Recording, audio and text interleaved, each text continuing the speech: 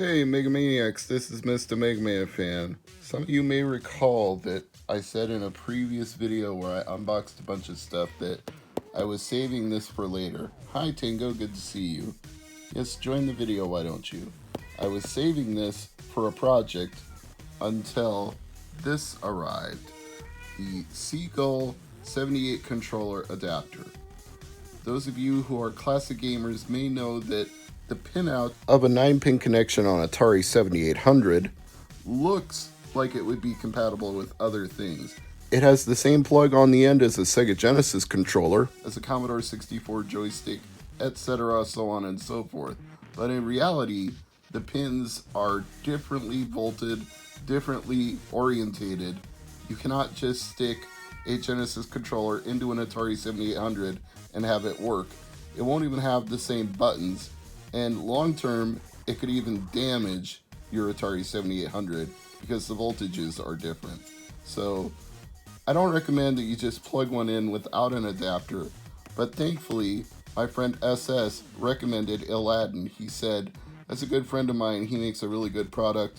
If you want to play your 8BitDo 2.4G on your Atari 7800, he sells an adapter that you can do that with. And I thought, sure, why not? Because that would free up a lot of wiring in my rec room, because I currently have 2 extension cords on an Atari 7800 D-pad style controller, and if I can do it wirelessly with the 8BitDo Sega Genesis controller, then I never need to have all those cords running all the way across my rec room ever again. So I'm going to open up both of these products, get everything set up, and then we'll give it a test and see how well it works. Getting the 8BitDo out is relatively easy. The charge cable already fell out of there. From previous opening of one of these, there may be a little bit of white scuffing from the plastic when I pop this out. We'll see.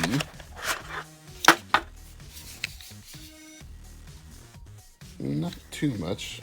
A little bit there. Doesn't seem to be that bad. So now obviously I need to get this charging so it'll be ready when I'm finished setting it up. Alright, we've got our indicator lights on here that show that it is lit up and receiving a charge, so we can leave that for the moment. Seagull 78, made by Edladdin controllers. The website is helpfully right there on the label, so if you enjoy this project and you have an Atari 7800 and want a wireless controller, now you know who to get them from. But this is in no way sponsored by Edladdin. They have no idea who I am. The only way I knew about them is having a mutual friend from Atari age who recommended this product. Without that information, I never would have found out that this was an option for the Atari 7800.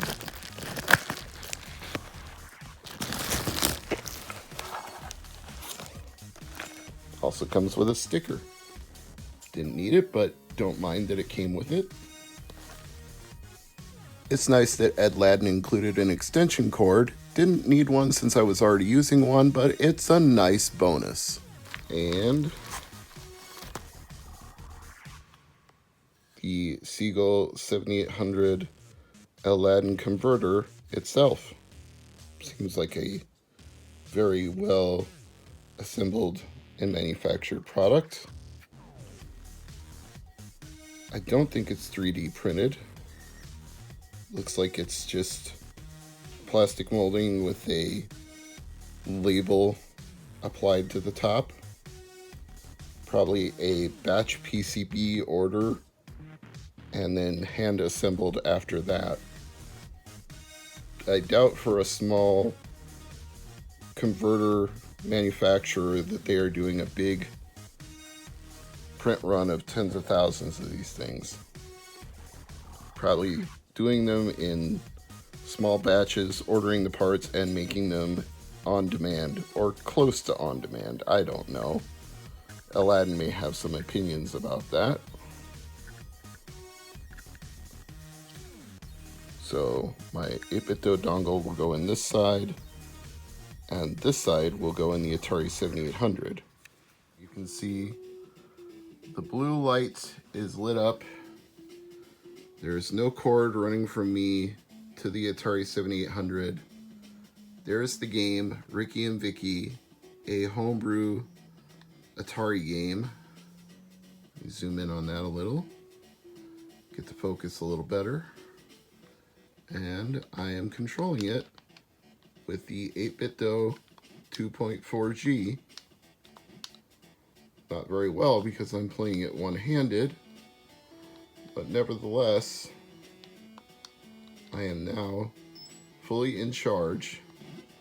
The B button and the C button both work.